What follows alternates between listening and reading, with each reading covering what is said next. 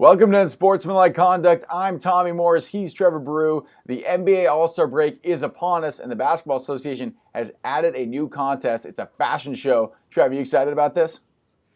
Tommy, at first I was a little skeptical, but now that I see the details coming out, I'm pretty excited. Charles Barkley is going to be a judge. If we see any of the costumes like Russell Westbrook wears to his average night at the arena, I think this is going to be a fun event for all. I think there's going to be some great content for us to make fun of come next week because you know you're going to see. Did you see what Dwight Howard wore to the game, the suit that he wore a few days ago? That thing was one of the most ridiculous. I couldn't even believe they make suits like that. He looked like a lamp. Yeah. But so if that's just a preview of what we can expect, I think this is going to be one of the best events of the entire weekend, especially when you got Charles Barkley as a judge. Imagine the things that's going to come out of his mouth. Yeah, I never really considered Charles a fashion aficionado, but they do have a guy from GQ and some other designer that I've never heard of, as long as WNBA player Elena Deladon helping to judge along with Charles. But Trev, this is a new event. If you could add an event, what would it be?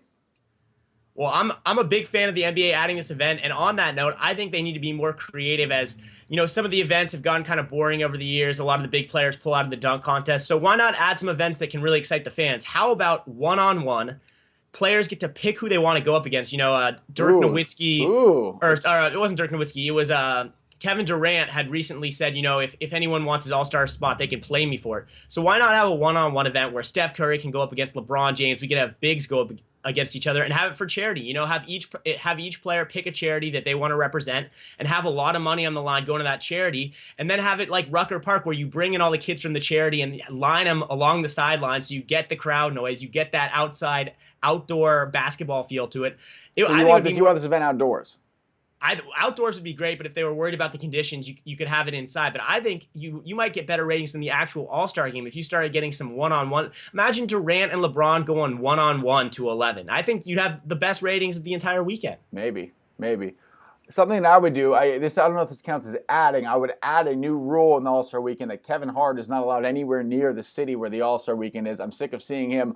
Well, you already got him as host for the fashion show. Yeah, he's hosting the fashion show, whatever. He's in the celebrity game every single time. I always see him courtside. Somehow he's at every single game that ESPN is televising. He's somehow there, and he somehow knows the best player on the other team, and he somehow photobombs the interview. It happens every time. I'm sick of it. He should be banned from basketball.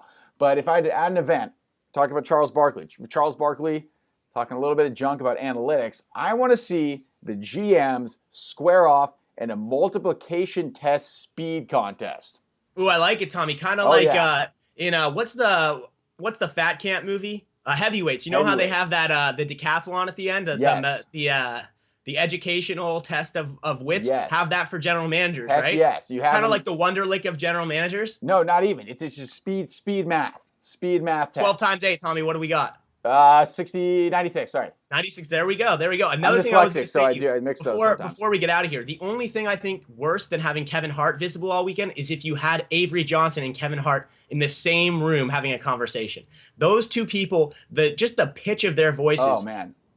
I think, you know, what they should do is, what's the movie that was up for an Academy Award that was the story of finding bin Laden in Afghanistan last year? SEAL Team 6. You remember that? What? SEAL Team 6? Yeah, but it wasn't called SEAL.